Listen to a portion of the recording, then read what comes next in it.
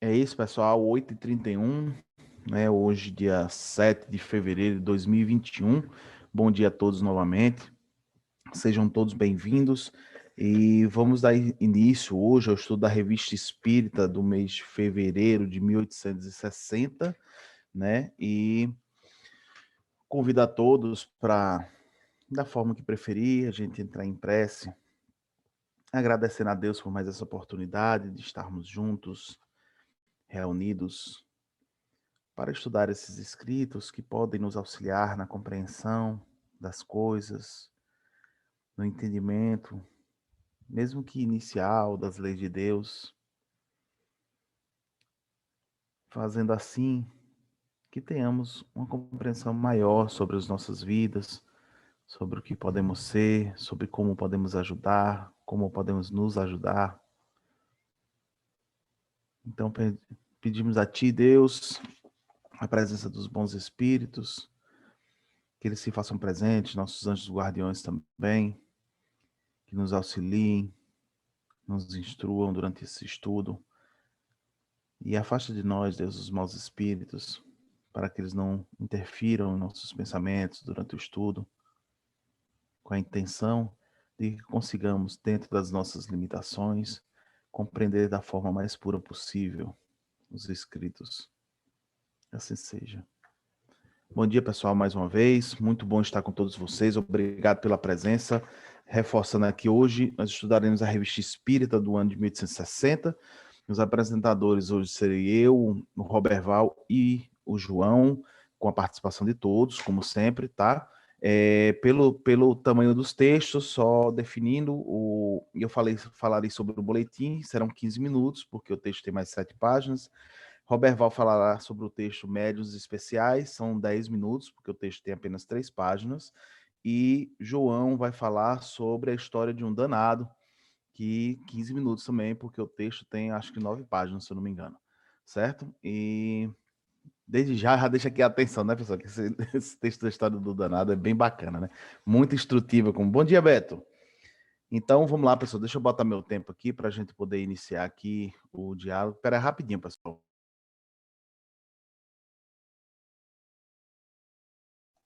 Tá, pessoal, desculpa. É que minha esposa também tá com a pressão um pouquinho alterada, igual a de Wilson aí. Ela veio aqui perto, eu fiquei preocupado, tá? Pronto, iniciado meu tempo aqui. Então vamos lá, né, pessoal? Essa edição interessante, né? Ele passa a publicar o boletim no início da edição, né? Ele vinha publicando geralmente no final ou quase no final, né? E ele passa desde desse ano agora a publicar no início das edições, né, que fica de certa forma interessante, né, porque o boletim geralmente é referente aos meses anteriores, né, então você já faz mais ou menos o que ele fazia nas sessões, né, ele sempre iniciava, como a gente vai ver novamente aqui as sessões, lendo a ata da reunião anterior, né, então é interessante quando você bota o boletim no início da revista, porque já dá um panorama geral do que aconteceu nos meses ou no mês anterior, né. 15 minutos talvez não dê para falar sobre tudo, tá, gente? Principalmente porque a quarta sessão ela é muito recheada de assuntos, mas como depois eu vou ter 5 minutos para fazer o complemento, o que não der para falar agora, eu falo na outra parte, tá certo? Ele vai iniciar o boletim com uma sessão que aconteceu no dia 30 de dezembro de 59, né? Uma sessão que foi particular, né? E nessa sessão ele vai ler a ata, começa lendo a ata, como sempre, da sessão anterior, que tinha sido no dia 23 de dezembro, e aí ele vai dizer que nessa sessão a sociedade decide, né, em sessão particular, logo depois da leitura da ata, ler a lista nominal, vê que interessante isso, ele resolve ler a lista nominal dos audientes que assistiram à sessão geral precedente, ou seja, do dia 23 de dezembro, com indicação dos membros apresentados, ou seja, dizendo quem foram os membros, né, e que um aviso seja feito para assinalar os inconvenientes causados pela presença de pessoas estranhas à sociedade. Isso é interessante porque a gente sabe, né? As pessoas que vinham para sessões públicas, elas precisavam ter indicação de um membro precisava indicar, né? Se eu não me engano, era por escrito ainda, né? Você indicava por escrito e tal, entregava, ou seja, você ficava responsável pela presença daquelas pessoas que você estava chamando. Responsável, inclusive, Kardec vai dizer em outros momentos, e você tentar dar instruções anteriores à pessoa, né? Para que ela chegue lá com um entendimento básico, no mínimo, sobre os acontecimentos, sobre o espiritismo, né? E aconteciam algumas coisas lá dentro que ele não especifica aqui o que, né? Mas achou necessário que nas sessões fosse lida, né? As pessoas que estiveram presentes na sessão anterior, né? Que indicasse, né? Quem foram as pessoas que trouxeram essas pessoas e que virasse para essas pessoas, pelos responsáveis, e dissesse os inconvenientes que tal ou qual pessoa tinham causado durante a sessão, tá? Quais são esses inconvenientes, eu não sei dizer, não está relatado aí no boletim, tá? Aí ele vai falar da admissão de novos membros, como ele sempre faz no boletim, ele sempre começa, né? Lendo a ata do mês anterior, depois ele faz alguma observação, e aí ele vai falar dos membros que eles estão admitindo, né? Que tinham feito pedidos, eu não vou citar os membros aqui, foram 4 membros aceitados nesse mês, e ele vai partir para comunicações diversas. Primeiro ele vai ler uma carta do senhor Brion Dorgival, com a resposta enviada ao senhor Oscar Comentante a respeito do artigo deste último publicado na CICLI. Né? E isso a gente estudou, é um dos artigos, acho que a gente não estudou aqui no vídeo, tá? Mas é um dos artigos da edição de janeiro de 1860. Né? Depois ele vai ler a carta do senhor Jobart de Bruxelas, com observações, veja interessante aqui, eu vou dizer, carta do senhor Jobart de Bruxelas, com observações muito justas sobre o estado moral dos espíritos. Lamenta ele, né? Ele vai fazer a lamentação no comentário dele, porque que as pessoas não botavam seu nome, né, na assinatura, botavam suas abreviações, né? Os pontos. E mais uma vez eu deixo reforçado aqui, porque ele vai começar dizendo, né? Observações muito justas sobre o estado moral dos espíritos. Logo depois da comunicação do senhor Jobart, Kardec vai dizer assim, isso no final do mês anterior, tá, pessoal? Ele vai dizer: concordamos em todos os pontos do senhor Jobart. Inicialmente, suas observações sobre o estado dos espíritos são perfeitamente exatas. Em 2 pontos, pelo menos até aí, 1860, Kardec reforça o que o senhor Jobart disse. E aí eu vou lembrar aquele trechinho que eu pontei semana passada, que é um ponto intrigante para a gente estudar, tá? Quando ele diz lá no meio do comentário, o senhor Jobart vai botar: levamos conosco todas as conquistas morais, o caráter, a ciência, os vícios e as virtudes, salvo aqueles que se referem à matéria, os coxos, os bêbados, os corcundas não mais o são, mas os velhacos, os avarentos, os supersticiosos ainda são. Kardec, em 2 pontos, logo depois vai dizer que concorda inteiramente com ele. Interessante, né? Eu reforço esse ponto aqui, por quê? Porque nós sabemos que rotineiramente a gente recebe nas mediúnicas, né?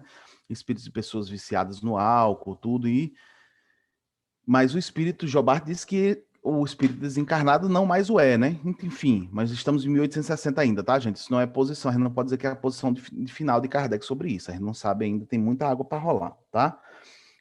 Dando continuidade, ele vai dizer assim, ele vai relatar um breve resumo sobre essa comunicação do senhor Jobart, e vai dizer que essa indicação do senhor Jobart é fortemente apoiada por grande número de sócios. Que indicação? Porque o texto do senhor Jobart é falando que ele achava que as pessoas precisavam criar coragem e assinar o seu nome, né? Parar de botar abreviações, ou seja, uma comunicação, se eu fosse médio, em vez de botar lá senhor A, colocasse senhor Anderson Matos. Então, né, segundo Jobart, ele acha que as pessoas tinham que ter essa coragem.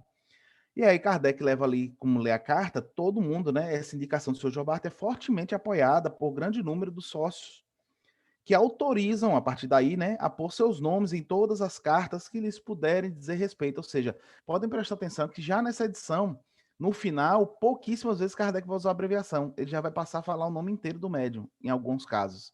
Ou seja, provavelmente seriam esses médios que autorizaram, né? Aqueles que têm abreviado, talvez sejam os que não autorizaram, certo?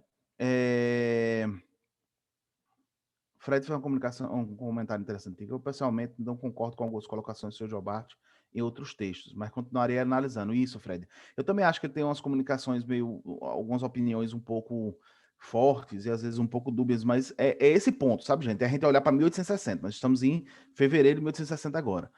Não sei o quanto Kardec vai evoluir o pensamento dele. Quer dizer, a gente sabe que a gente estudou outras obras, né? Mas vamos acompanhar. A ideia é a gente entender a evolução do raciocínio dele.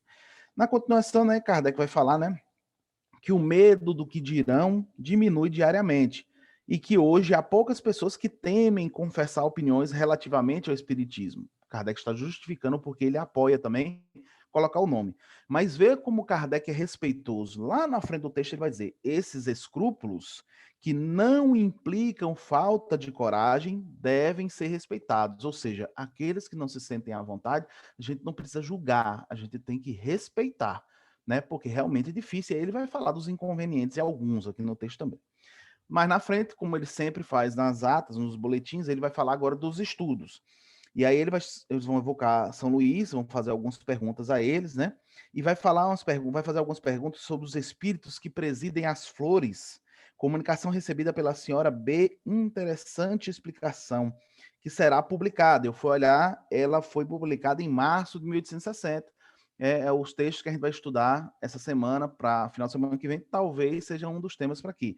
Tá lá o texto, tá, gente? Sobre os espíritos que presidem as flores, né? Kardec disse que é interessante, e realmente é interessante o texto, tá, pessoal? Depois eles vão fazer outras perguntas sobre os espíritos dos animais. Tem uma sequência de evocações do espírito de Charlete, né? E Itamar vai dar risada aí, que eu e Itamar a gente fez um estudo já sobre esses textos, né? Que vai ser publicado no mês de julho, agora de 1860, mais para frente, e que é muito interessante, porque Charlete vai se passar em algumas coisas, depois Kardec e os espíritos vão fazer muitos comentários, enfim.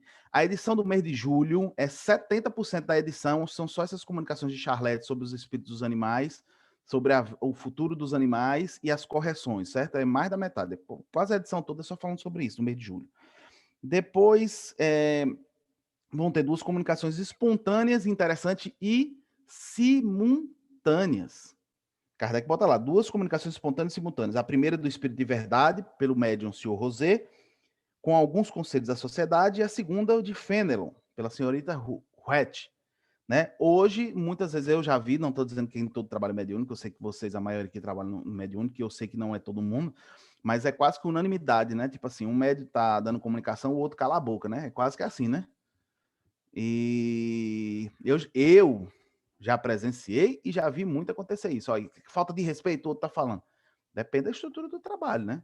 Que é possível, né? Mas enfim, ponto interessante. Deixa eu só fazer uma pontuação. O Espírito de Verdade pelo senhor Rosé. A gente vai ver aí até perto do final de 1860 quase todas as comunicações do Espírito de Verdade dadas pelo senhor Rosé. Segundo o próprio Cosme Marci, a partir de 61 a gente já não vai ver mais o senhor Rosé falando. Por quê?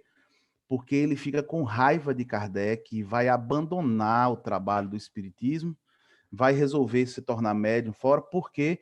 Porque Kardec começa a corrigir, né, e a rejeitar muitas comunicações dadas por ele, assinadas como Jesus, como Espírito de Verdade, como outros espíritos. Ele, provavelmente, aí é o meu entendimento, por ego, não aceitava, já que eu dou comunicação do Espírito de Verdade, como é que você me corrige? Né? Então, ele vai lançar um livro com as comunicações inteiras, inclusive Cosme Massa na palestra, depois eu vou trazer aqui, tá, gente, o nome do livro dele, que Cosme Massa diz que lá no Kardecpedia tem esse livro, só que só tem o original francês, em que o senhor Rosé traz as comunicações por inteiro, certo?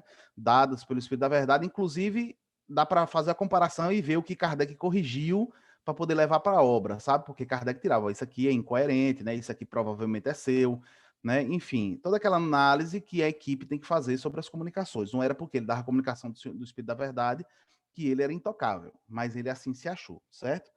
E aí depois a gente vai para a sessão do dia, deixa eu ver quanto tempo temos aqui, ainda temos tempo, do dia 6 de janeiro, vai ter a leitura da ata, como ele sempre começava, né? Depois vai ter a admissão de novos sócios, como ele sempre fazia, né?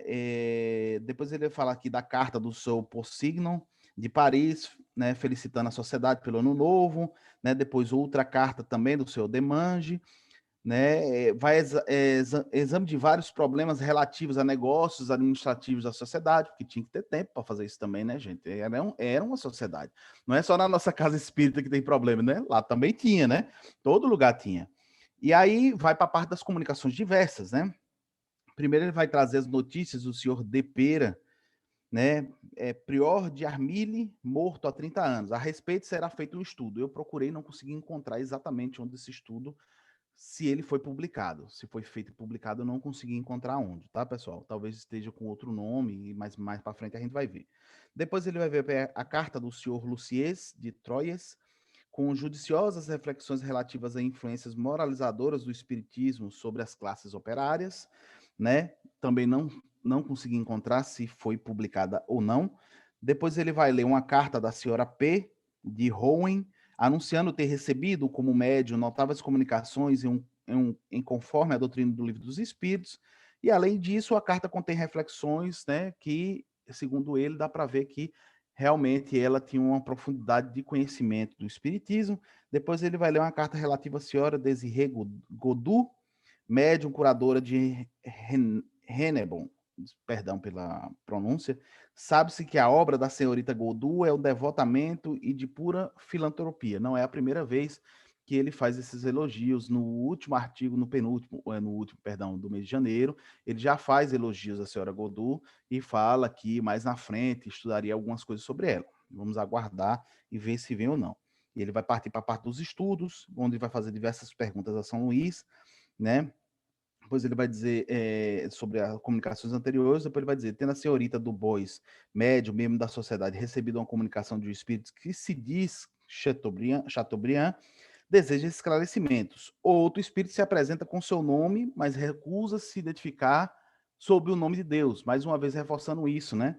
Que nem sempre você chegar em falar em nome de Deus vai obrigar o espírito a ir embora ou a falar. Esse mesmo, mais uma vez, a gente teve um relato em janeiro, né, gente?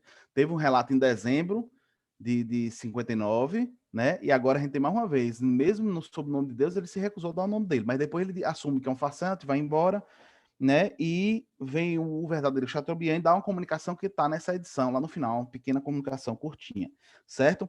Só lembrando a vocês, gente, que na primeira edição do Livro dos Espíritos, ele tem uma parte, são 17 perguntas e respostas que vai falar sobre a evocação de espíritos, que não foi levada para a segunda edição do Livro dos Espíritos. E engraçado, porque nessa parte da evocação ela está toda baseada sobre usar a imposição do nome de Deus para evocar ou para não evocar. E veja que interessante, né? Kardec, para a segunda edição do Livro dos Espíritos, ele não levou isso. E a gente está vendo alguns fatos acontecendo em que ele tentava botar imposição pelo nome de Deus e não acontecia. O que São Luís respondeu a ele, gente, que a gente viu no outro artigo? Que, na verdade, a imposição é moral, né? Não é pelo nome que você diz, mas é moral que você se impõe ou não. Faltam 2 sessões, eu não vou ler porque me faltam 40 segundos. Então, vou acrescentar esses 40 segundos, tá, gente? Ao meu próximo tempo, para não ficar uma outra sessão pela metade. E aí eu falo um pouco com vocês no meu próximo tempo, certo? Vou chamar agora o nosso amigo Roberval para falar sobre o artigo dos médiuns especiais. Beleza, Roberval? Deixa eu botar aqui 10 minutos, tá bom, meu amigo? Fique à vontade. Bom dia mais uma vez a todos. 10 minutos, Anderson, como diz João, é uma perseguição. Para poder tratar justamente desse assunto sobre os médiuns especiais. Eu estava observando aqui na leitura da Revista Espírita, de 1860, e fui ao Livro dos Médiuns, 1861, e você vê o complemento de Kardec. Ele aqui faz esse ensaio, essa pesquisa, mas ele complementa no Livro dos Médiuns, e esse ensaio, como o Itamar fala, né, que era uma coisa natural que ele vinha fazendo. E são muitos temas aqui interessantíssimos, e 10 minutos é muito pouco, vou tentar resumir aqui da melhor maneira possível.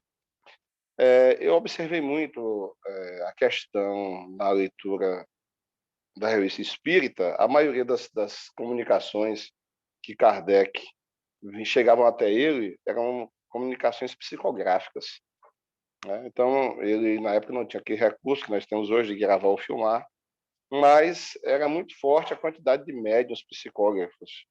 E eu até notei que hoje, nas nossas casas espíritas, nós temos, pelo menos que eu conheça, poucos médiuns que utilizam-se da psicografia e que também utilizam essa sua mediunidade para um trabalho de estudo e de aprofundamento.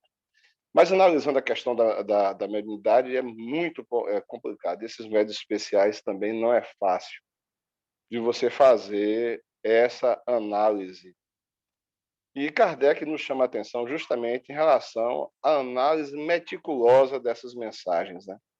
A natureza da comunicação dos espíritos, ela é relativa à natureza do próprio espírito. Se o espírito é um espírito de uma qualidade boa, obviamente a comunicação dele assim também o será, né? E nós observamos também, ele narra a questão da comunicação produtiva, a comunicação improdutiva, e quando ele vem justamente para começar a fazer esse link entre o espírito e o médium, a questão da afinidade, ele utiliza aquela figura do instrumento, do violino, começamos a observar que, para que essas comunicações venham a acontecer, é necessário uma série de fatores que, até então, muitas pessoas não pararam para analisar, observar, estudar e ver que existe algo muito mais do que uma simples ligação. Existe uma afinidade entre o espírito comunicante e um médium. Além dessa afinidade, tem que haver a aptidão do médium para determinados tipos de comunicação, se ele tem a flexibilidade ou não. E aí nos chama a atenção alguns detalhes que nós começamos a observar aqui também, quando ele se refere a médiuns que são, que como pessoas não fazem um verso, mas como médiuns eles conseguem lindas poesias. Ele fala também uma coisa interessante, pessoas que não têm conhecimento científico algum, mas como médium dão os conhecimentos, dão comunicações de teor científico elevado. Aí nós paramos para analisar. O médium, o espírito médium traz consigo, são os arquivos mnemônicos que João fala. Então, tudo isso começa a nos mostrar uma complexidade para que nós possamos, na nossa casa espírita, analisar os médios que trabalham conosco. E mais ainda, Kardec ele mostra que necessário é que nós possamos analisar o espírito, a natureza do espírito, e da mesma forma analisarmos a natureza do médium. Agora, não é fácil você analisar a natureza do médium, porque nem sempre você tem um médium ligado a você com conhecimento da vida dele, da natureza dele. Você teria que ter uma convivência mais íntima com esse médium para você saber da sua natureza. Isso aí também não é fácil. E nós observamos também, Kardec fazia outros comentários, principalmente em relação a médios que são limitados. Isso é uma coisa também que nós vemos muito na nossa casa espírita. São pessoas limitadas, ou seja, médios que são limitados a determinado tipo de comunicação. E quando você afasta esse médium dessa linha de comunicação dele, ele acaba tendo dificuldade. Aí Kardec diz, olha, surgem comunicações lacônicas, incompletas e até mesmo comunicações falsas. Essa variante é muito grande, a limitação dos médiuns, conforme o nível espiritual de cada um, conforme o entendimento, é muito grande. Então, os espíritos, naturalmente, eles vão buscar os médiuns que eles possuem uma maior simpatia, que possuem uma maior ligação fluídica com esses médiuns, onde eles possam utilizar-se da melhor maneira possível, como ele cita a questão dos instrumentos, né? E outra coisa também interessante que nós observamos também, que os médiuns, eles não se prestam à comunicação de todos os gêneros. Daí também é uma coisa que nós temos que observar as nuances, as características dos médiuns que nós temos na nossa casa espírita. Qual a tendência desse médium, qual o tipo de comunicação que ele é mais afim, para que nós não venhamos cobrar uma coisa que ele não tem estrutura, ele não tem condição de dar. Aí, às vezes, você não estuda, você não se aprofunda, você não faz isso, não faz aquilo. Mas é necessário estudo da natureza do médium, como Kardec coloca. Vamos ver o potencial dele, o nível que ele atinge, qual os temas que ele absorve, as ideias. Então, tudo isso eu acho muito complicado, e a proporção que a gente estuda, a gente vai vendo o quão difícil é ser médium e quão difícil também é você parar para poder fazer todas essas análises, né? E aí, eu tenho quantos minutos, Anderson? Deixa eu ver aqui. Tem 3h20 ainda. 3h20? Então, tudo bem. Aí, Kardec faz uma colocação interessante. Quando ele diz, seria erro, portanto, somente por se não ter à mão um bom médio que escrevesse com a maior facilidade, pensar obter por intermédio boas comunicações de todos os gêneros. É o que eu estava falando aqui justamente há pouco. Então, existem esses gêneros, mas ele também deixa aqui algumas coisas bastante interessantes. Onde ele diz que a boa comunicação promana de um bom espírito, certo? E que essa comunicação, para chegar de forma límpida, de forma clara, também tem que passar por um bom médium, um bom filtro, para que haja a menor quantidade de interferência possível, né? Volto a dizer, o estudo da natureza do espírito e estudar da mesma forma a natureza do médium. Olha, eu volto a dizer, isso é muito complexo, você fazer esse estudo. Do espírito, tudo bem, mas do médium, no nosso dia a dia, você teria que ter uma convivência muito grande com ele. Eu volto a repetir essa questão.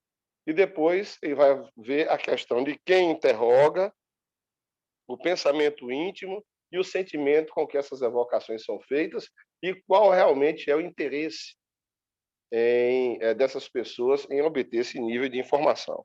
E ele vai fechar mostrando que essas boas comunicações vai depender muito da questão do devotamento, das qualidades morais do médium e também o desinteresse daquelas pessoas que estão fazendo o trabalho. Então, é um conjunto muito me perdoe que só um minutinho vocês. É um conjunto muito complexo e que demanda realmente muito estudo, muita atenção, para que nós possamos extrair o melhor possível. Mas eu não tenho jeito, eu acabo fazendo esse estudo e sempre estou me reportando à Bíblia e às epístolas. E eu parei para analisar e lembrei, aqui eu quero fechar justamente com essa colocação, do apóstolo Paulo, para que as pessoas, até mesmo que nos assistem, elas entendam que a doutrina espírita, isso que nós estamos falando, não é criação. Isso é da natureza humana e isso existe desde quando o mundo é mundo. E o apóstolo Paulo, na sua primeira carta aos Coríntios, no capítulo 12, ele fala da diversidade dos carismas. E aí ele diz que há diversidade de dons, os ministérios são diversos, mas um só é o Senhor. Há também diversas operações, mas é o mesmo Deus que opera tudo em todos. A cada um é dada a manifestação do Espírito para proveito comum. A um é dada pelo Espírito uma palavra de sabedoria, a outro uma palavra de ciência, por esse mesmo Espírito, a outro é dado a fé, e pelo mesmo Espírito a outro é dado a graça, o dom de cura, o dom dos milagres, discernimento, variedade de línguas e até mesmo interpretação dessas línguas. Mas é o mesmo 30, Espírito que todos... 30, Sim, Anderson. Mas é o mesmo Espírito que distribui todos esses dons, repartindo a cada um como lhe apraz. Então, eu encontrei isso aqui, que Paulo já vai falar justamente da mediunidade e desses dons que nós possuímos. Eu quis deixar esse registro que eu acho muito interessante para nós que trabalhamos com mediunidade e observamos que desde aquela época já existia essa preocupação de análise e de estudo que o apóstolo Paulo coloca. Um abração para todos. beleza, Roberto. Deixa eu pedir para João aqui ativar o som e o vídeo dele. Eu pedir aqui para anunciar o vídeo. Roberto, desculpa, porque assim, às vezes vocês estão num raciocínio tão bem fundamentado, né? E vem bem construído, e aí, quando a gente está concentrado no que a gente está fazendo, a gente não dá muita pausa. E aí eu fico meio sem ter como avisar aqui o tempo. Aí eu acabei lhe atrapalhando, desculpa. Não, tudo bem, mas é tranquilo. É porque o tema é muito amplo e aí você fica falando, tentando... Mas tudo bem, é um tempo. Tá, Vamos lá. tranquilo. Vamos ter mais tempo depois. João, Ok. libera aí sua câmera, João. Ah, agora sim. João, 15 minutos, meu amigo. Fica à vontade. Tá bom, beleza. Vamos começar com o nome que Kardec dá o título do Espírito. Não sei a palavra danado, qual o significado na língua francesa. No Brasil não é lá essa coisa de tanta importância, e a gente vai ver isso quando Kardec pergunta a São Luís esse tipo de espírito, e São Luís coloca uns adjetivos qualificativos mais fortes, mas não há problema, né? Porque São Luís diz, quando responde a Kardec, Kardec pergunta, teríeis a bondade de nos dar algumas informações sobre este espírito, já que ele mesmo não pôde ou não quer dar? Aí São Luís coloca, é um espírito da pior espécie, um verdadeiro monstro. Nós o fizemos vir, mas não nos foi possível obrigá-lo a escrever, malgrado tudo quanto foi dito. Ele tem o seu livre-arbítrio, mas o infeliz dele fez triste uso. Há muito tempo que morreu como homem, aí já vem mais adiante. Mas vamos nos deter um pouco a respeito disso aí. Tudo bem, Kardec usou um eufemismo, né? Mas São Luís foi mais incisivo. Esse espírito, ele, quando foi tentar escrever, quebrou vários lápis, né? E todo o esforço que fizeram para acalmá-lo não conseguiu. Então, foi o jeito Kardec recorrer a São Luís. Está ouvindo aí, Anderson? Alô? Tô sim, tô ouvindo sim. Ah, porque Tranquilo. aqui está certo. Teve a entrada de Marcos aí. Então, esse espírito que já foi citado anteriormente, que a gente lembra, né? Kardec já tinha citado, que é um espírito que vinha de um planeta mais atrasado e estava na Terra na primeira encarnação. E uma coisa ficou aí muito bem claro nessa resposta de São Luís. Aliás, dá a entender que se Kardec não recorre a São Luís, o pau ia quebrar lá dentro, né? Ia ser difícil de dominar uma entidade dessa. Mas as entidades que assessoravam Kardec, ou como ele fala, secundavam, né? É a palavra muito comum Kardec usa o tempo todo, foi logo e colocou o retrato falado do irmão, né? Então, esse espírito não tinha solução por enquanto, né? Aí Kardec pergunta: há muito tempo que morreu com um homem, São Luís manda ele tomar as informações. Foi ele quem cometeu o crime lá naquela região? Quem era ele em vida? São Luís bota sempre Kardec para pesquisar. Sabê-lo-eis por vós mesmos. É ele, pois, que assombra a casa atualmente? São Luís bota, sem dúvida. Pois foi assim que fiz, o Espírito Santo, para chamar a atenção. Outra coisa que a gente já sabe também na doutrina, muito interessante, é que Kardec pergunta a São Luís: os exorcismos praticados não foram capazes de expulsá-lo? São Luís, de modo algum. A gente já sabe disso, né? Porque já ao longo do livro dos médiuns e da própria experiência. Agora, aqui vem um fato curioso, a pergunta 6. Kardec pergunta a São Luís: ele tem algo a ver com a morte súbita do Senhor D? Resposta: sim. Eu fiquei, ainda estou meio duvidoso. E Kardec continua: de que maneira contribuiu para essa morte? Aí vem a resposta de São Luís, que ainda me deixou mais duvidoso. Pelo pavor. Seria possível algum espírito... Né? Mais adiante é evocado o espírito do morto, ele vai dizer que o espírito se apareceu com a aparência horrível e tal, mas não explica. Ficou em dúvida as seguintes colocações. Um espírito, seja qual for o nível, né, pode provocar isso em alguém? Meu entendimento, não, minha ideia pessoal, não, minha ideia. Agora, se o dito cujo remédio de efeitos físicos fornece o ectoplasma para que a entidade, por simbiose, ignorância ou osmose, possa tornar-se semimaterializado, aí agora é outra questão, até porque também Kardec está relatando uma carta, ele não tem mais conhecimento pessoal dos fatos. Pelo pavor.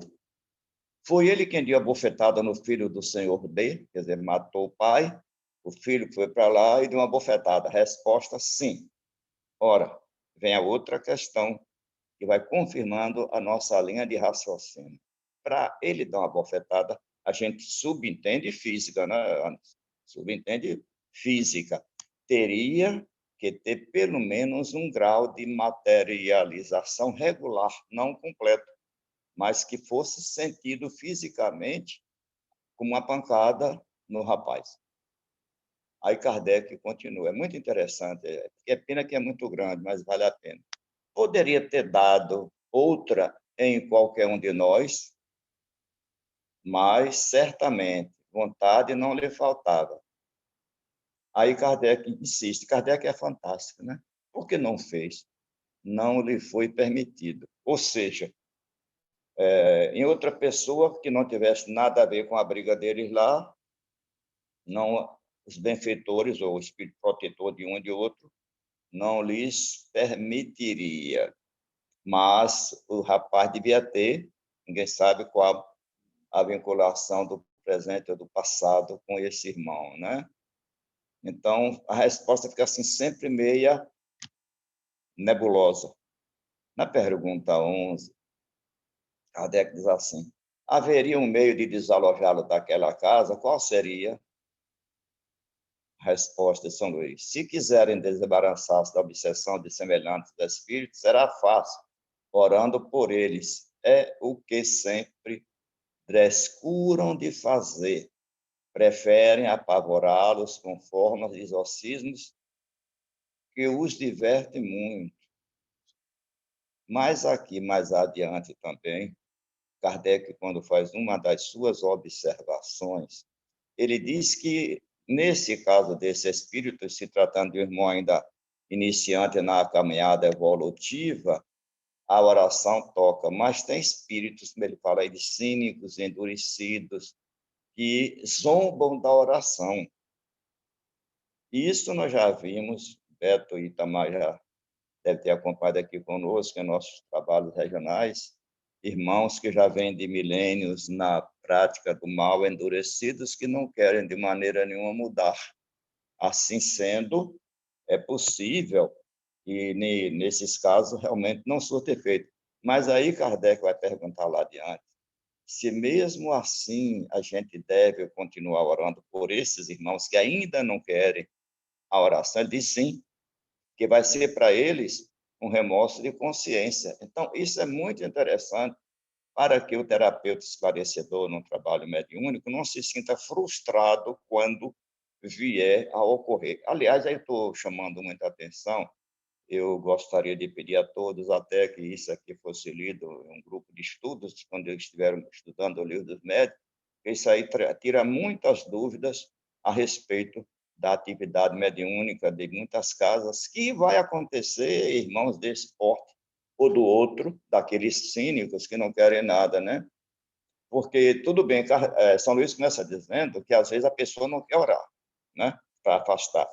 Deve tentar. Se tentou e não conseguiu, aí agora continua orando. Nunca, porque na hora que a gente desanima, nós estamos justamente entrando numa sintonia negativa, que é o desânimo, como revolta e várias outras atitudes mentais nossas, levam-nos a sintonizar com esses companheiros não tão felizes. Aí Kardec diz, dando a impressão às pessoas interessadas a ideia de orar por esse espírito e orando nós mesmos por ele, seria possível desalojá-lo? Olha que pergunta bonita, né? Kardec está aí conversando com São Luís. São Luís, sim, mas notai que eu disse orar e não mandar orar.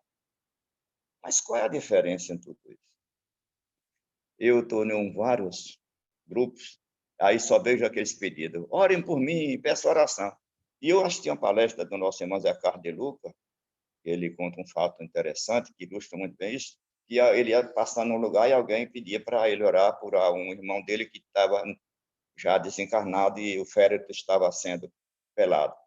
E aí alguém intuiu, o Zé Carlos, e disse, peça para ele mesmo orar. E ele disse, por que você mesmo não ora? Disse, é porque, você sabe, né, a gente teve umas rusgas, né, em vida. Ele disse, é por isso mesmo que você tem que orar. Eu vou com você, mas você é quem tem que puxar o texto, rezar o texto, como diz lá. Vejam, porque a gente é muito bacana, nós estamos naquele comodismo. Pedir a todo mundo, reza por mim, e a gente não faz a nossa parte. Isso é acomodação, e a doutrina espírita não prega. A doutrina é dinâmica. Então, meus irmãos, oremos todos juntos, se for o caso. Esse espírito é suscetível de melhora? Kardec continua. São Luís, por que não? Não são todos, este como os outros? Aí agora Kardec coloca uma atenção aqui. Contudo, é preciso enfrentar dificuldade. Quer dizer, não é fácil. Vai orar, vai, mas mudar da noite para o dia, esquece. Mas, por mais perverso que seja, o bem em retribuição ao mal acabará por tocá-lo. Acabará. Verbo no futuro não diz em uma semana, no mês, no ano e no século. Que orem primeiramente e o evoquem dentro de um mês. Assim poderei julgar a mudança que ele terá operado. Interessante que São Luís coloca aí um prazo para ver se realmente Kardec pesquisava, né? Dá um tempo a ele, aquele mês todo mundo orando, para depois, aí agora, ver o que é que aconteceu. Aí acontece. Esse espírito é infeliz. Poder descrever o gênero de sofrimento que ele suporta, quer dizer, aí já Kardec conversando com São Luís, né?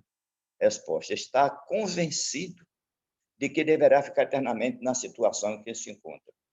Está convencido. Aí vem uma dúvida. Quantos minutos faltam antes? Espera aí, deixa eu abrir. Faltam 2 minutos, certinho. 2, ótimo. Então, está convencido de que deverá ficar eternamente naquela situação. Mas convencido por quem? Faltou aí esse complemento. Alguém, algum espírito, o espírito protetor dele, iria fazer isso com ele? Não. Não acredito. Eu não acredito. Vê-se constantemente no momento em que praticou o crime. Qualquer outra lembrança lhe foi apagada e interdita qualquer comunicação com outro espírito. Volta de novo a minha dúvida. Apagada por quem? Vocês estão entendendo a minha linha de pensamento? Não é fácil isso aí, não. Na Terra, só pode estar naquela casa. E quando no espaço é trevas e solidão. Aí tudo bem. Mas no começo está dito que ele não saía da casa. Então, a gente observa aí, fica algumas entrelinhas, eu não sei, Anderson, se Kardec volta a tratar desse espírito em números próximos, porque, para meu acanhado entendimento, ainda pairam muitas dúvidas nas respostas, tanto do espírito quanto a de São Luís, principalmente, que era o mentor da casa. Como o trabalho é 9 folhas, como você viu, vai aparecer aqui a evocação das duas vítimas, né? E aí vai clarear alguma coisa. Uma coisa que a Kardec chama a atenção no final é a coincidência das datas, que quase todas convergiram para mais ou menos um período igual. E Kardec acha isso como um ponto positivo de confirmação para aquele trabalho. Mas não é fácil uma pesquisa desse tamanho para fazer em poucos dias ou meses. Fechou? Tempo, João. Faltava um segundo. Rapaz, vocês estão bons de cronômetro, vocês estão com o cronômetro da cabeça. Tá na mente, tá na mente. Deixa eu só mudar o tempo do cronômetro aqui. Beto, meu amigo, vamos conversar com você? 5 minutos. Estão me ouvindo bem? Beleza. Quantos minutos? 5. Conte agora. Conte agora. Rapaz, é muita coisa, viu? A começar aqui que minha tradução não tem história de um danado, tem história de um condenado. Eu não sei se a minha tá ruim ou se vocês estão muito avançados. O meu livro é mais antigo. História de um condenado aqui tem. Eu gostaria, Anderson, quando faltasse 1 minuto, você me falasse. Eu quero colocar umas coisinhas. Beleza? Vamos lá. Essa história de um condenado tem muitas coisinhas aqui que a gente tem que ver. Primeiro, diz que ele se manifesta, quebra lápis, quebra não sei o quê, que ninguém consegue conter. O médium aí estava deseducado.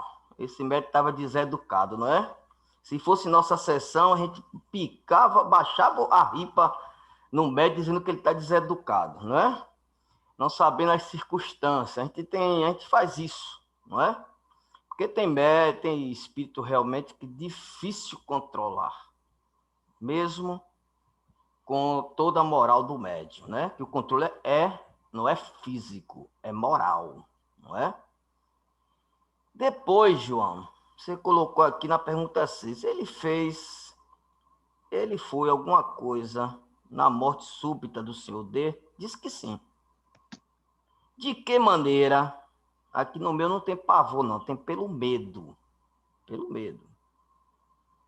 Nós sabemos, eu entendi essa resposta, nós sabemos que o espírito não vai diretamente agir para a morte da pessoa, fisicamente, mas ele pode induzir.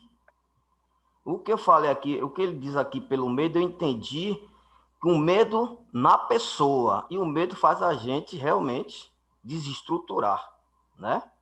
Por exemplo, se eu saio daqui para fazer uma palestra em Baixa Grande, eu saio atrasado, o espírito não vai pegar no meu volante, aconteceu um acidente, mas vai me induzir a acelerar, que pode causar, com a minha imprudência, a morte. Eu entendi dessa forma, quando ele fala do medo, não é?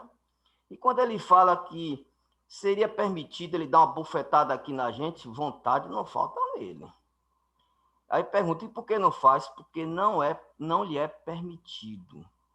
Com certeza, uma bofetadazinha, o espírito tinha uma ligação com o outro, uma bofetadazinha, um negocinho, não tinha nada, não. Deixa pra lá. Ele tinha que passar por essa bufetadazinha aí, não é? Só não podia matar ele de porrada, mas dar umas bufetadas, esticão de cabelo, pode. Quando ele é necessário na experiência dele, não é? E depois ele diz aqui da oração, do orar. Quando ele diz pedir para orar, não é que o espírito vai pedir para orar. É na hora do atendimento, pela situação dele, você não pode pedir para ele orar com você. Esse eu entendi desta forma, não é? Porque tem espírito que a gente pode pedir para orar quando ele está receptivo. Quando não está, não adianta, a gente tem que orar por eles. Eu entendi dessa forma aqui. E aqui uma coisa interessantíssima, que João tocou aí, diz assim, não lhe é permitido a intervenção de outro espírito, nada.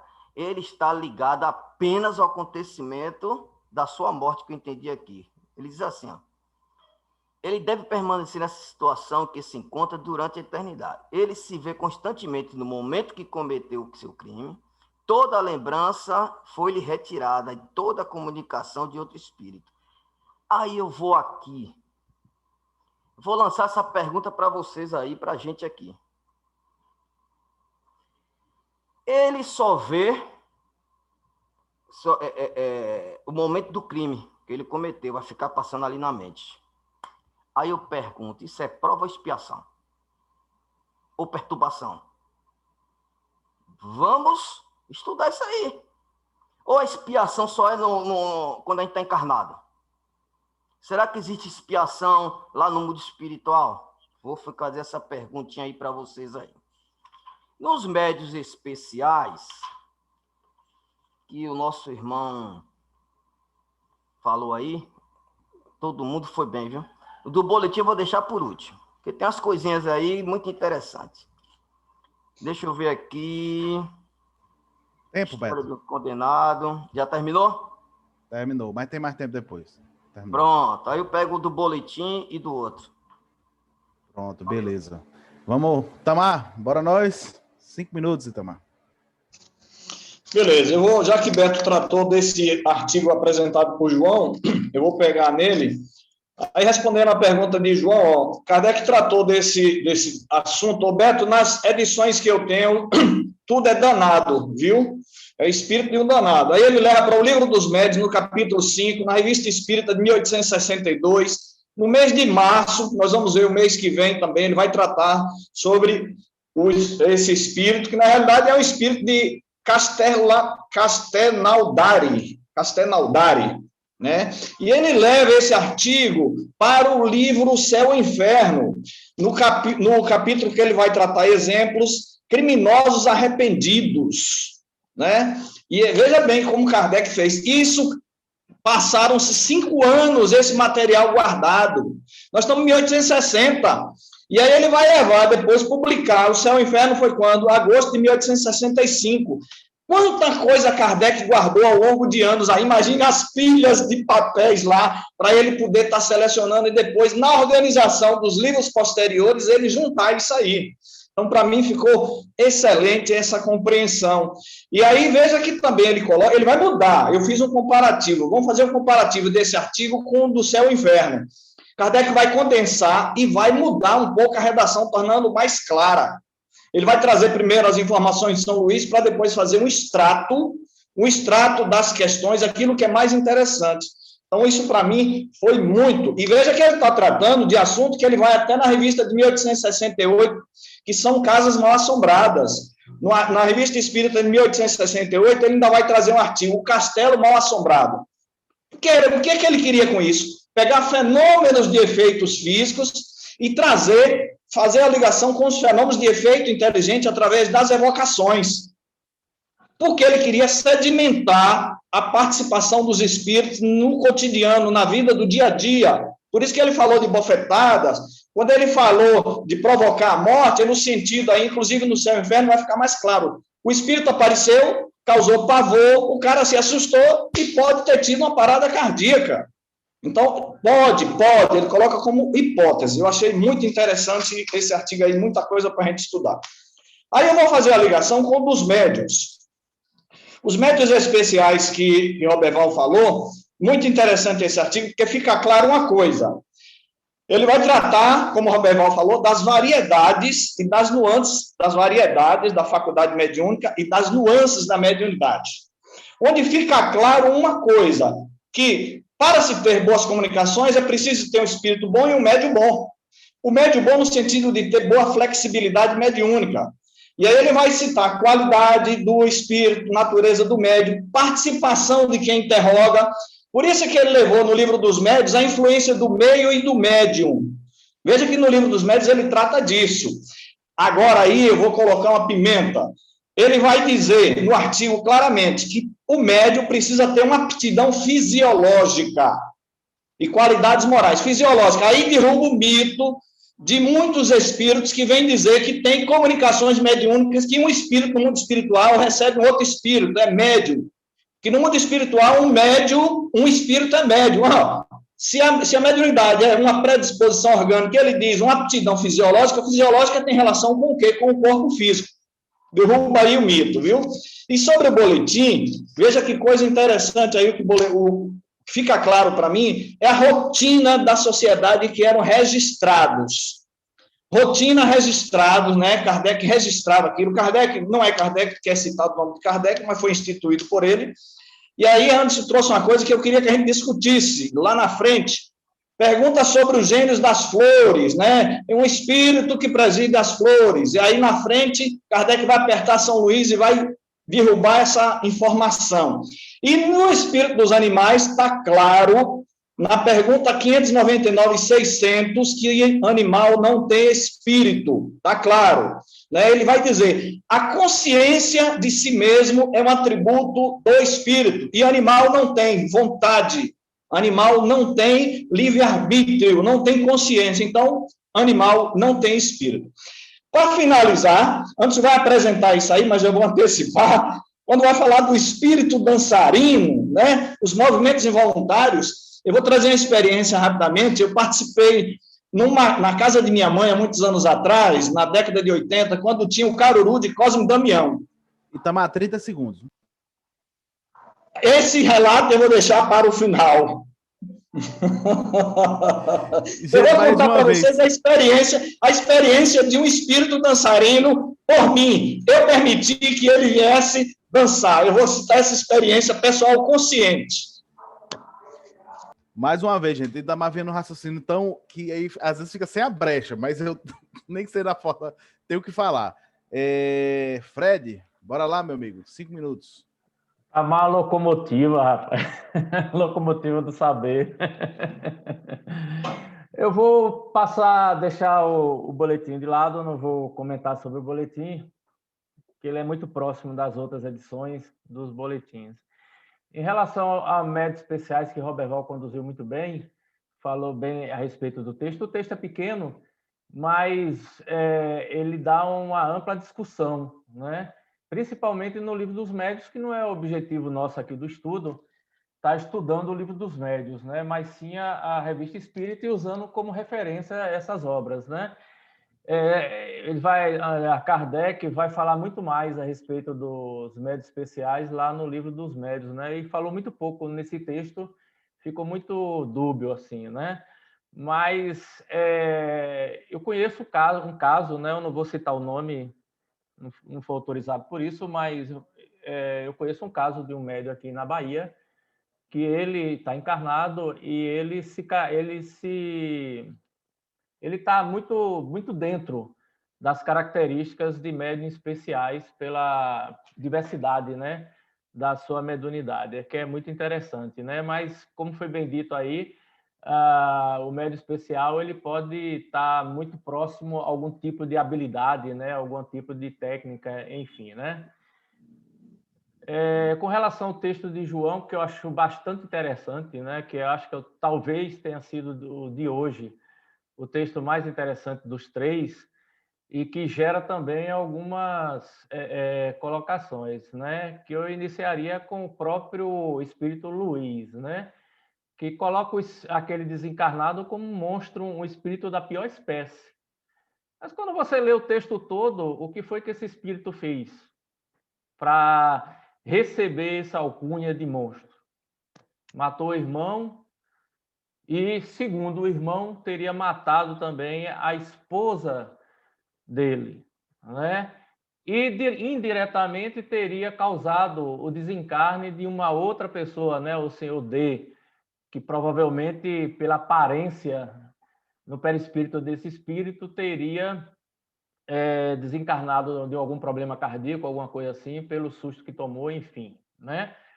No restante do texto, não se demonstra absolutamente nenhum outro fato que justifique um julgamento, eu vou chamar de julgamento mesmo, tão explícito de um espírito que se diz codificador e mentor, ao chamar de monstro.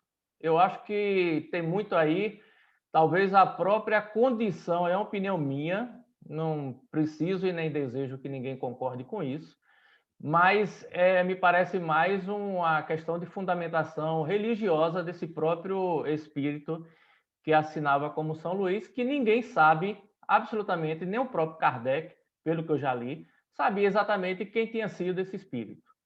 Se vocês se recordarem, em setembro da Revista Espírita de 1859, o espírito Júlio César deu uma comunicação, aquele que foi imperador lá em Roma, deu uma comunicação e no final da comunicação diz que ele é São Luís. Procurem lá, setembro de 1859.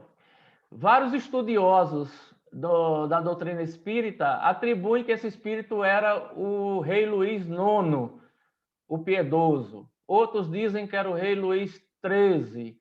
E assim vai por diante. Então, eu acho que o São Luís ficou mais como um pseudônimo para representar essa casta de reis, né, franceses, que para ficar mais dentro do uso doméstico ali, já que a doutrina nasceu na França.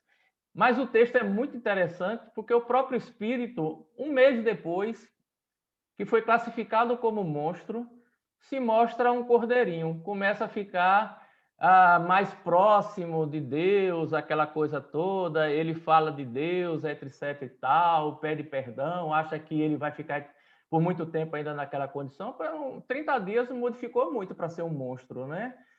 E exemplos na história de alguém que tenha matado um irmão ou outro espírito encarnado, isso aí está recheado. Tem pessoas que mataram muito mais, né? E nem tanto são classificados de monstro, né? Por um espírito que, em teoria, na minha opinião, não deveria estar levantando julgamento sobre a condição espiritual, moral e ética de quem quer que fosse, né? Enfim, Mas isso é um pensamento que eu tenho, não tenho problema nenhum de deixar isso público, né? Não 30 segundos, Fred. não questiono absolutamente nenhuma outra opinião. Acho que todas as opiniões são válidas, né? Se sobrar tempo lá na frente, eu continuo.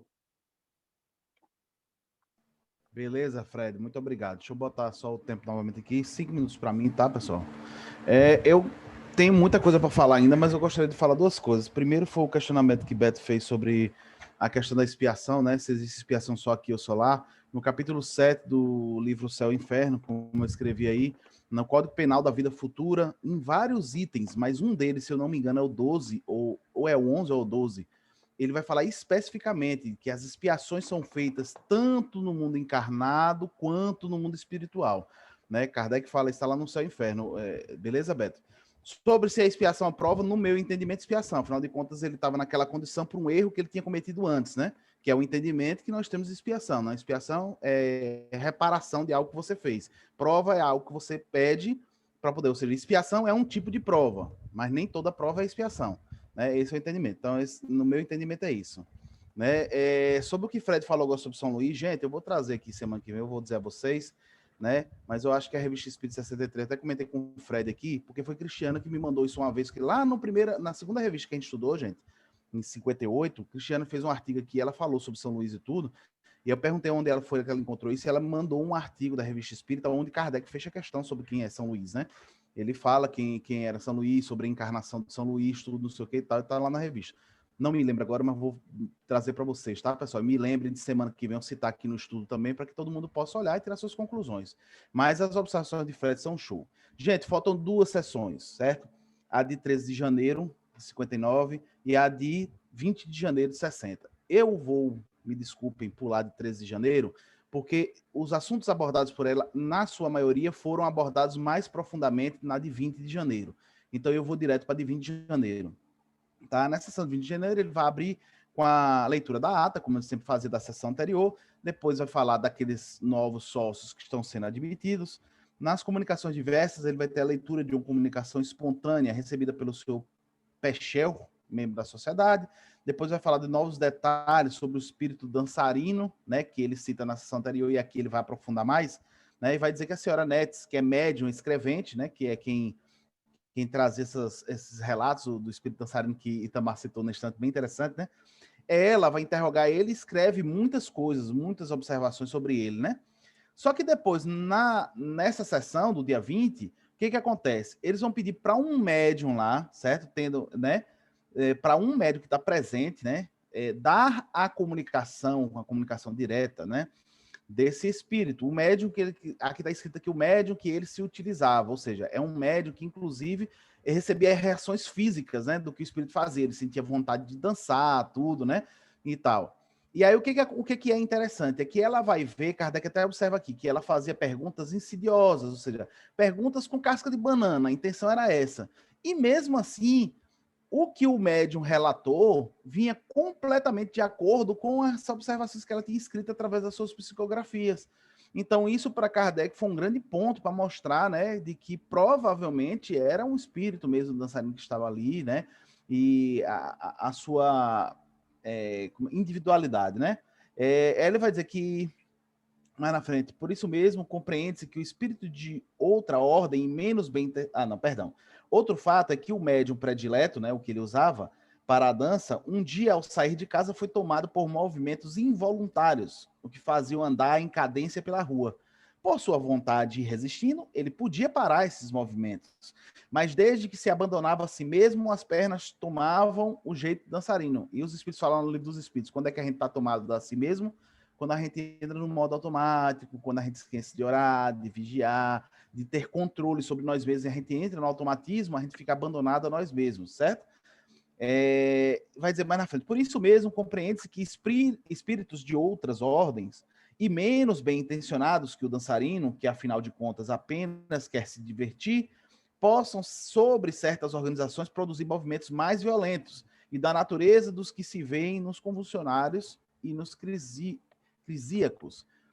vamos pegar esse ponto de observação, tá, gente? Que é interessante. Ele está falando aqui da relação direta do espírito sobre o médium. Mas vê que ele deixou o ponto, né?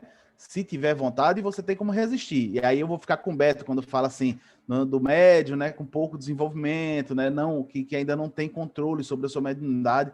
Isso é um ponto importante para a gente observar, né?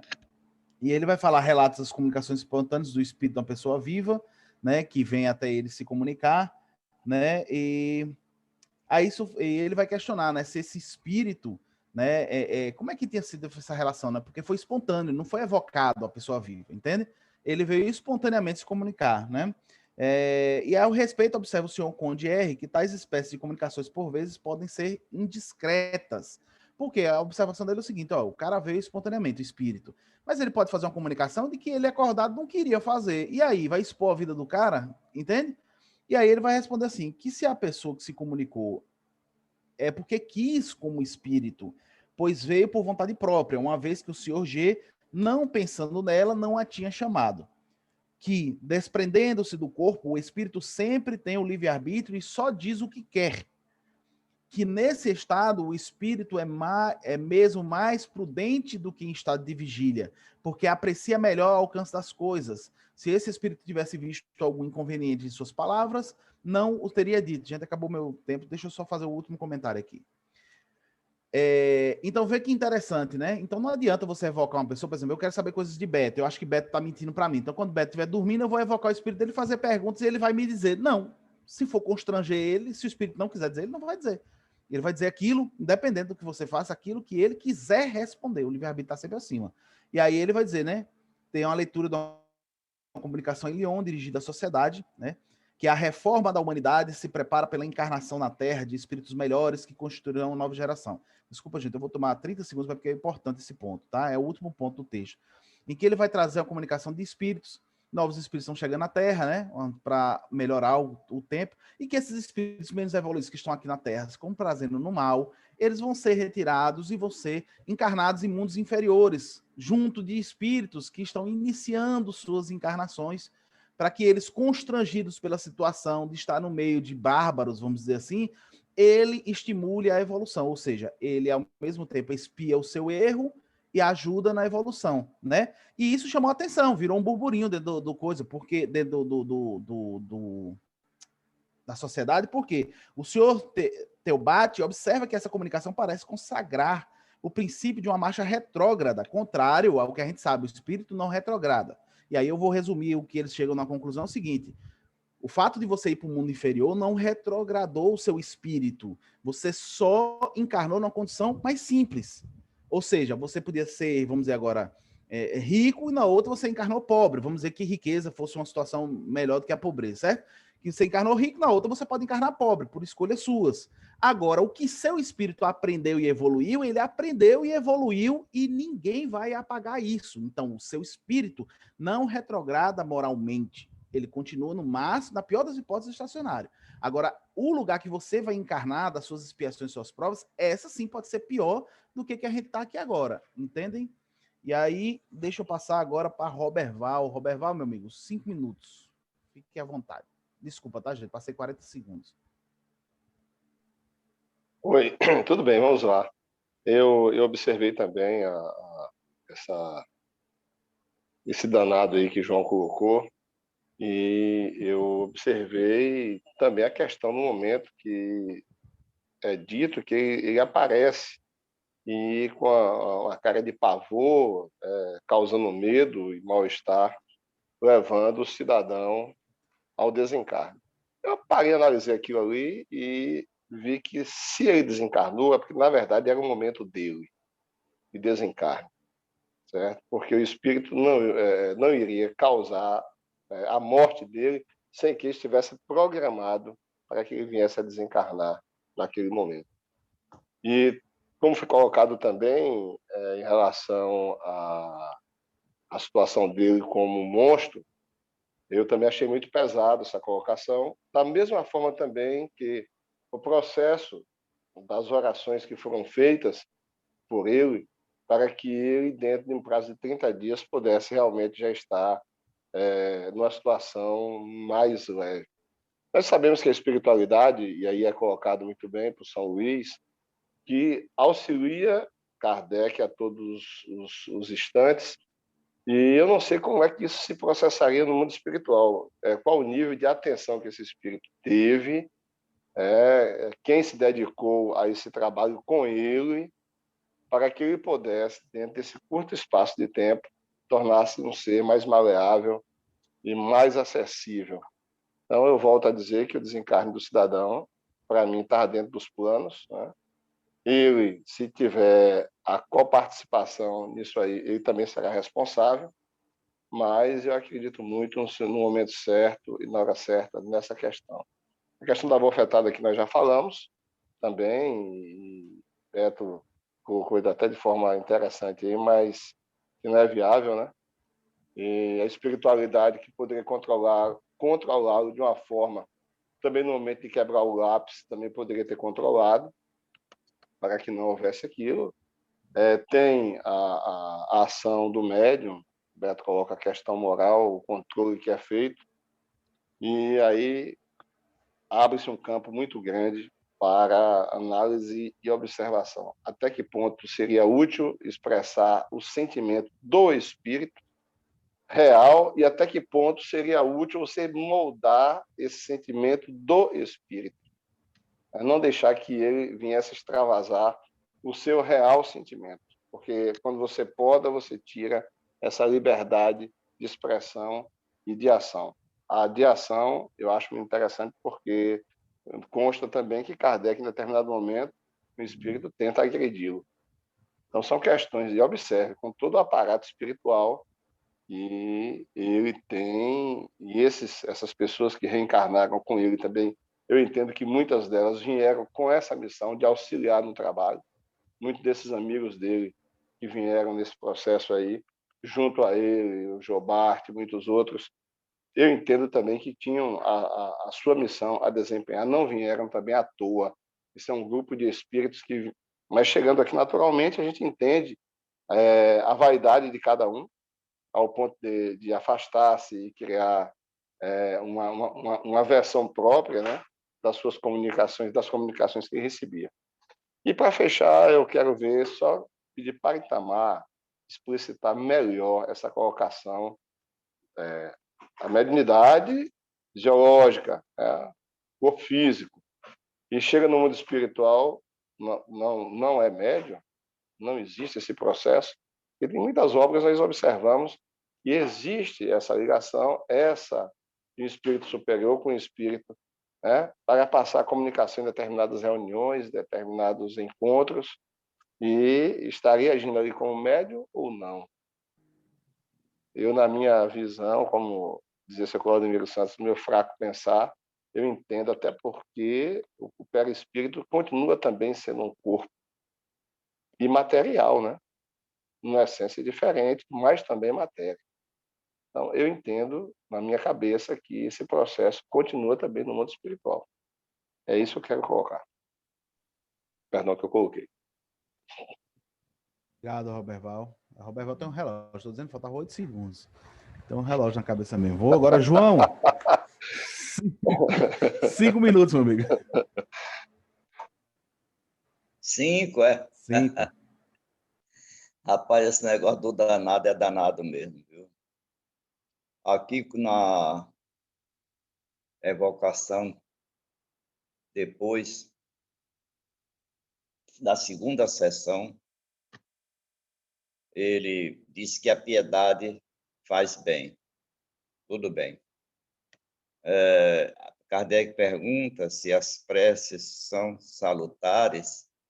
A resposta é sim, e pede que continuemos, ou ele lá, orando por ele. E aí ele, na resposta, Kardec pergunta se quer que continue orando por ele. Ele diz, sim, obrigado. Tu, pelo menos, não me amaldiçoas. Aí Kardec volta a lembrar do fato que ele não quis escrever da outra vez que quebrou o lápis lá na sociedade. Ele aí vem, maldição. Aí Kardec corta logo, maldição para quem?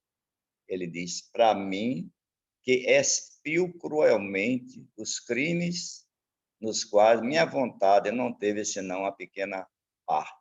Aí Kardec corta logo com uma observação que ele, mais tarde, aí, que não vai dar para ler todo, vai realmente dizer. Aí agora tem uma coisa interessante. Kardec pergunta a ele, se te arrependeres, serás perdoado? Ele diz, jamais. Não é verdade? A resposta disso merecia um comentário de Kardec, né? Porque o perdão não quita o crime. Emmanuel faz uma comparação bonita, que o perdão é uma lâmpada que se acende como uma oração, né, numa casa escura cheia de sujeira. Mas o dono tem que varrer depois, né? Apenas mostra o que tem de fazer. Aí o Kardec volta, não desespere. Só que aí ele volta de novo. Eternidade de sofrimento, tal é a minha sorte. Quer dizer, Kardec deveria também fazer outro adendo para explicar que não existe eternidade. É lógico que a gente entende que ele pode estar com aquelas ideias de alguma religião da época dominante. E aí Kardec vem no ponto crucial. Qual é o teu sofrimento? Pergunta 30. Ele diz, o que há de mais horrível, não o podes compreender. Olha, primeiro, esse espírito não tem, tecnicamente, como descrever. São Luís, também, mais adiante, nos diálogos, Kardec volta a perguntar para descrever, ele volta a dizer a mesma coisa. Então, Kardec diz, não desespere, tudo pode ser perdoado com o arrependimento. E aí Kardec volta a balançar o coreto, né? Ele diz, não há perdão para Caim. Mataste teu irmão, e aí vem por aí afora. Na terceira sessão, Kardec volta com a pergunta 41. Começas a ter esperança? Ele diz, sim, meu arrependimento é grande. Então, aí já começa a clarear. Então, a gente observa que precisa de muita coisa para explicar. Na realidade, se Kardec fosse fazer aí, teria que desdobrar praticamente cada uma pergunta e uma resposta dessa para melhor clarear todo o trabalho, né? Aí Kardec pergunta a ele, pergunta 53, fizeste de propósito sobre a morte ainda do rapaz? Porque Kardec anteriormente pergunta, como causaste a morte do senhor D? Um minuto, João. Olha, hein? Um minuto só? Um minuto. Pronto. E aí ele aparecia visivelmente e me encontrava de tal forma morrendo que a minha simples visão o matou. Vocês respondam isso aí mais tarde. Não dá para fechar assim que vocês perguntam. Eu fiquei esperando ele terminar aqui. Tá certo. É muita coisa. É danado mesmo, viu? Os artigos vão ficando mais profundos. Eu acho que Kardec entende que o pessoal já tem um conhecimento mais básico, né? E aí vai aprofundando. Beto, meu amigo, 4 minutos para você fazer seus comentários. Bom, vamos lá. Sobre esse São Luís aí, se São Luís foi severo ou não, eu não estou aqui para defender São Luís. Só disse que evocou ele para falar sobre o espírito, né? Se for o mesmo médico que quebrou a caneta, quebrou tudo, pelo amor de Deus, né? Também tem influência do médico, não é só de São Luís, não. Porque se for esse médico descontrolado que quebrou tudo, que justificar. Mas isso é coisa do meu pensamento, viu? Deveria botar com qual médico foi evocado São Luís. Não estou aqui para defender ele, não, porque a gente só está falando do espírito, não está levando em consideração o médium. Porque nós vimos aqui no que Roberval comentou, que influencia muito. A aptidão do médium, a moral do médium, a inteligência do médium, o conteúdo do médium, tudo isso aí vai vogar. Quando Kardec diz que a mediunidade é uma afinidade, é porque na época dele não tinha algumas palavras que nós temos que colocar hoje. Vamos levar isso em consideração. O rádio não tinha inventado, mas a afinidade é o que ele está falando aqui. A aptidão do espírito, a sua tendência maior, que revela na comunicação, a do espírito pela sua flexibilidade de atender o maior número de espírito. É bom que a gente coloque isso. Mas quando ele fala lá, quando o espírito do bem quer se comunicar, além desses dois aptidões, tem que ter a moral. Aí tem que dividir tudo isso aí. Para a gente... E além ainda, a afinidade de fluido. Por exemplo, o médium que não vai na sua casa, somente na casa espírita, não cria essa intimidade com os espíritos mentores. Não pode ter afinidade. É só isso que eu queria colocar.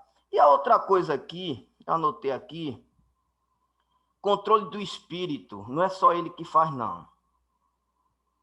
Não é, não. Ele tem que dar sintonia para os espíritos no mundo espiritual que controla a reunião possa dar o suporte a ele para o controle. Não é somente ele, não. Vamos considerar isso. Agora, se ele tiver uma moral boa, os espíritos ajudam a programação daquela comunicação. E sobre aí, se a mediunidade é fisiológica ou não, aí tem que tomar cuidado. Porque a mediunidade tem muitas nuances. Talvez para nós aqui na Terra, a definição seja essa, fisiológica, orgânica, pré-orgânica. Porque o espírito sai do mundo espiritual programado e nas suas células perispirituais, com algumas delas com aquela aptidão para tal tipo de mediunidade. Quando desencarna, ele também leva esses tipos de células. Então, no mundo espiritual, pode dar Beto. Pode dar o nome que quiser, se é mediunidade ou não. Agora, que há essa comunicação, sim. Pode ser questão apenas de palavras, certo? Mas lá tem esse intercâmbio, sim. Então, a gente não pode ficar preso somente à mediunidade aqui na Terra. Inclusive, Kardec vai falar no Livro dos Médiuns que a própria mediunidade, ela evolui para a intuição, para a inspiração. Muitos delas da comunicação de Chico Xavier, quando ele já estava prestes a ir embora, ele dava comunicação apenas passando por inspiração. Então, vamos definir. Pode dar o nome que quiser, mas que existe um intercâmbio, existe. Não tenho dúvida disso. Valeu. No tempo certo, eu estou dizendo, vocês estão com o relógio na cabeça de vocês. O do boletim, eu só vou colocar aqui do boletim, o que eu prestei atenção do boletim, sabe o que foi? A preocupação deles em controlar as reuniões gerais, mas, rapaz, só admitia gente boa, viu? Rapaz, era Conde, era não sei o quê. Gente, o negócio aí ficou complicado, viu? Gente, é só isso aí, ó. Beleza. Itamar, 4 minutos. O tá fechado, viu, meu amigo? 4 minutos, beleza? Beleza. Vamos pegar por essa polêmica aí sobre se tem médium no mundo espiritual. Livro dos Médiuns, item 209. O que é mediunidade? É a faculdade que se prende a uma predisposição orgânica. Está lá, item 209. Definição, vocabulário no Livro dos Médiuns do que é médium. Médium, pessoa que pode servir de intermediário entre espíritos e homens. Essa faculdade é inerente ao homem, item 159 do Livro dos Médiuns. Está claro aí. No mundo espiritual pode haver a comunicação mental, de pensamento e de espírito, mas dizer que no mundo espiritual um espírito pode servir de médium para outro, não, está errado. Está aqui Kardec dizendo. Beto está certo quando diz, pode utilizar outro nome. Agora, um espírito vem e se comunica, dizendo que ele está sendo médium de outro espírito. Não pode, gente, não existe isso. Pode dar outro nome. Agora, dizer que é médium, que André Luiz está dizendo que é médium, que não tem um médium disso. Pensamento e ideia de André Luiz, que eu respeito como pensamento. Agora, se choca com Kardec. O que o João falou aí é uma coisa interessante, e eu queria chamar a atenção de vocês. 10 sessões foram realizadas com esse espírito danado, 10 sessões, e foi utilizada mediúnicas em casa, e que eu já fui contra, muita gente é contra no movimento espírita, mas Kardec utilizou muitas mediúnicas, relatos e retratos, nós já vimos várias vezes, de atividades mediúnicas em casa. Outra coisa, o objetivo da encarnação, da evocação do espírito. Os espíritos que acompanhavam aquele espírito danado, né, achou que era o momento de levar ele para ser evocado, porque já estava com uma necessidade de atender aquele arrependimento dele. Tanto é que Kardec levou para o seu inferno como criminosos arrependidos. E, por fim, o de Roberval, olha, Roberval, interessante, essas nuances da mediunidade, com a especificidade e o controle de cada um, isso é algo complexo. Eu posso dizer para vocês, eu tenho algumas nuances de mediunidade e ela se apresenta em lugares diferentes. Agora, é lógico, o controle realmente é um controle de ordem mental. E eu posso citar esse caso do dançarino, quando eu estive lá na casa de minha mãe, que o pessoal estava realizando o caruru de Cosme Damião, e eu permiti que o espírito viesse dançar por mim, só que eu não dancei. Ele chegou perto de mim e disse, eu quero dançar por você. Eu digo, não, você pode ficar aqui perto de mim. E ele se balançava mentalmente, lógico, né? Passou as suas emoções, queria dançar, e eu não fui. Aí ele saiu, disse, você não quer, eu vou para outro. Aí foi para uma médium que estava perto de mim, que fazia parte de uma casa espírita, e ela simplesmente permitiu que acontecesse aquilo. Lógico, brincou, dançou, aí eu atraí novamente para mim, e aí eu controlei ele. Então, nesse aspecto aí, é algo chamado do controle da mediunidade, né, que isso é um caso específico de cada um, a gente não vai cobrar disso, porque o médium é mal educado.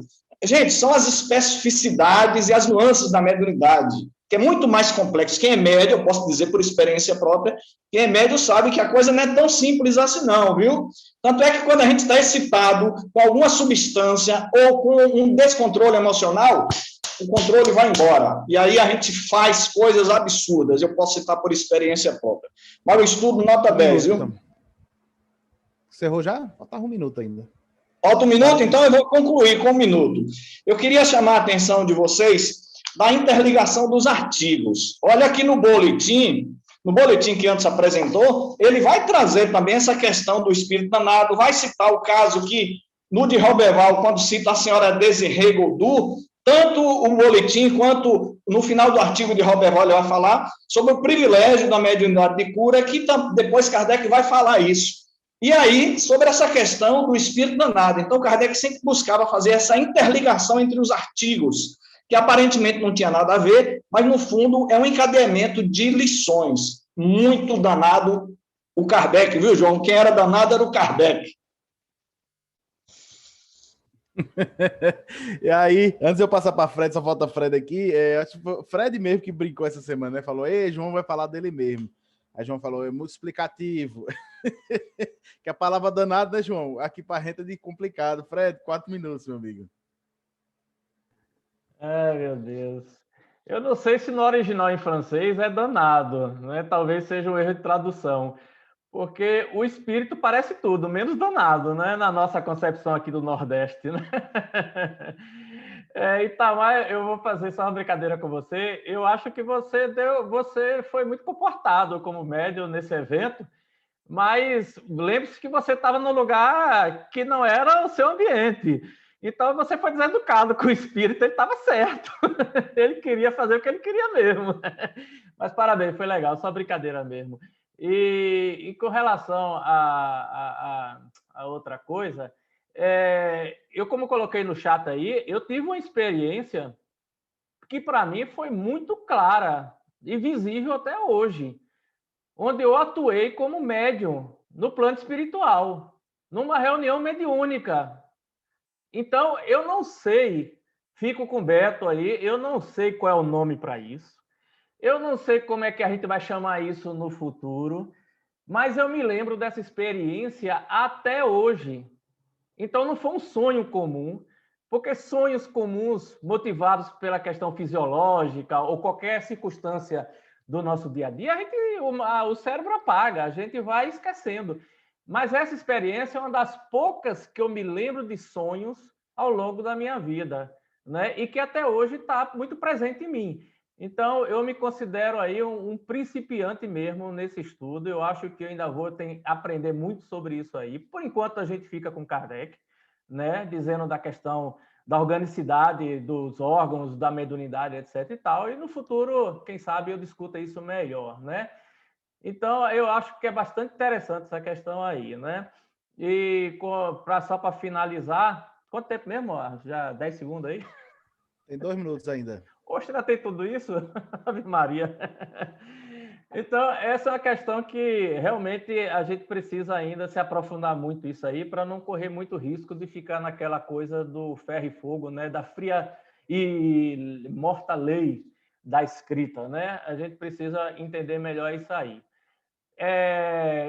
Então, a gente precisa também não ficar batendo martelo a respeito apenas do que Kardec ou do que um espírito afirma sobre isso ou aquilo, né? Eu costumo não desprezar absolutamente nenhum texto mediúnico de nenhum espírito, né? Eu uso o crivo da razão e o bom senso e separo. Tem coisa que é lixo mesmo, tem coisa que é da mente daquele espírito mesmo, é da experiência pessoal dele, não tem muitas vezes respaldo na coletividade do mundo espiritual e nem na doutrina espírita, e independente de que as pessoas muitas vezes levem ao pé da verdade certas coisas, mas a gente separa aquilo ali, é a velha história do joio e do trigo, né? A gente vai tentando separar o que vem sobre aquilo ali.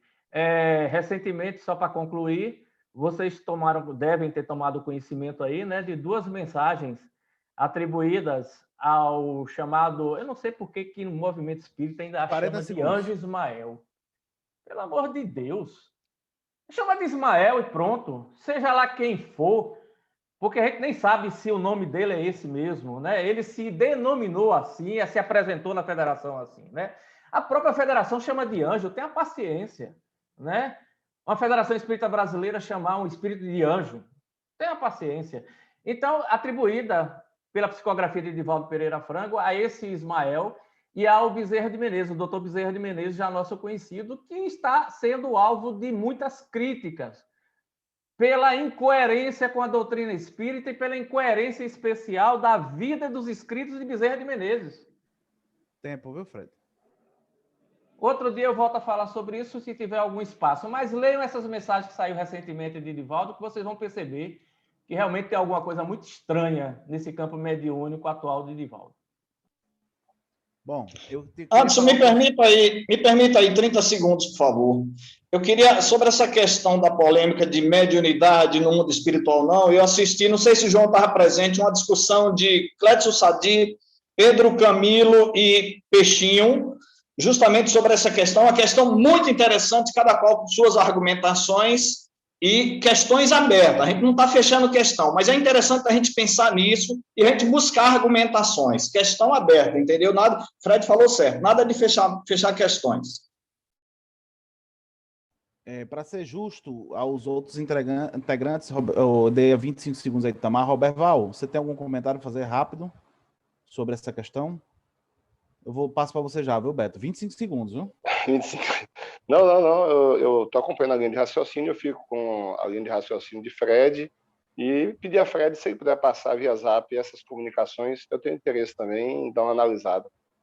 Mas o resto é tudo tranquilo. Deixa eu ver aqui, então, beleza. João, 25 segundos. Quer fazer algum comentário sobre essa questão da mediunidade? Rapidinho, só a questão que Kardec cita no Livro dos Médiuns, daquele jovem sonâmbulo que passava remédio, um certo dia não pôde passar, e Kardec pergunta a ele por que ele disse que o doutor que passava para ele não estava presente. Aí é o tipo da coisa, chame mediunidade do outro lado, dê o nome que quiser, fica lá para vocês brigarem quando reencarnarem lá no outro lado. Pronto. Beto, 25 segundos, meu amigo. Não, eu só vou aqui, na pergunta 998, falar sobre isso. A expiação só cumpre no estado corporal ou no estado espiritual? A expiação se cumpre durante a existência corporal, mediante as provas em que o espírito se acha submetido. E na vida espiritual, pelos sofrimentos morais inerentes ao estado inferior de inferioridade do espírito. É a mesma citação que você falou aí do céu e inferno, eu só queria complementar isso aí. E na questão aí da mensagem aí de Divaldo Franco, eu também gostaria que mandasse para mim, que eu não vou comentar, tenho que analisar primeiro. Tempo, viu, Beto? Bom, 25 segundos também. Eu vou falar o seguinte, é importante, Beto, falar sobre isso de novo, porque virou um chavão dentro do meio espírita, essa questão de expiação, né?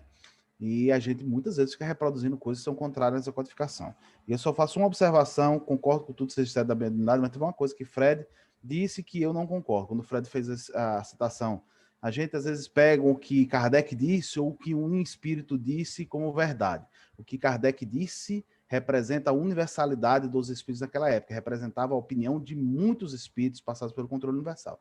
Se eu não crer nisso, Fred, com todo respeito, eu perco a crença na base do que é espiritismo. E aí eu posso virar conscienciologista, qualquer outra coisa, mas eu perco a base do que é espiritismo. Porque se eu não creio na verdade do que Kardec dizia, né, se eu critico, então eu não creio no que é espiritismo. Porque o espiritismo é a codificação, é a base do espiritismo. Eu estou pegando a base e dizendo, ó, é uma base, mas pode não ser tanto assim. É a minha opinião, entendeu, Fred? Mas eu respeito a sua posição.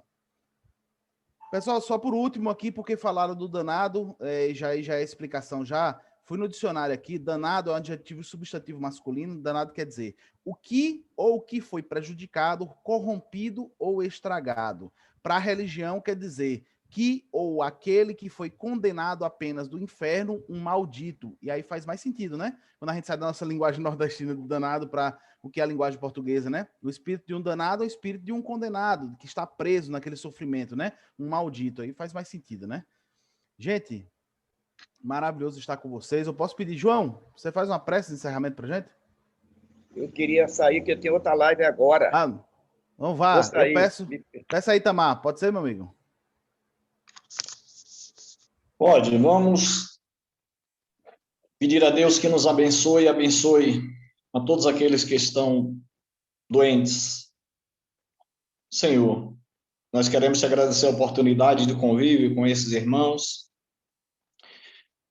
tanto encarnados quanto desencarnados, agradecer a oportunidade da aprendizagem e te pedir, abençoa todos esses irmãos que ainda estão portadores do Covid, estão doentes, que estão retornando à pátria espiritual, aos profissionais da área de saúde, da segurança, enfim, abençoa a todos nós hoje e sempre. Gente, muito obrigado a todos pelo estudo. Deus abençoe vocês, tá bom? E até domingo que vem. Eu vou ficar com o Fred. Fred quer falar do stream, né, Fred? Pronto, eu vou ficar na sala com o Fred. Beto, um abraço. Roberto Val, um abraço. Tamar. Um abraço a todos.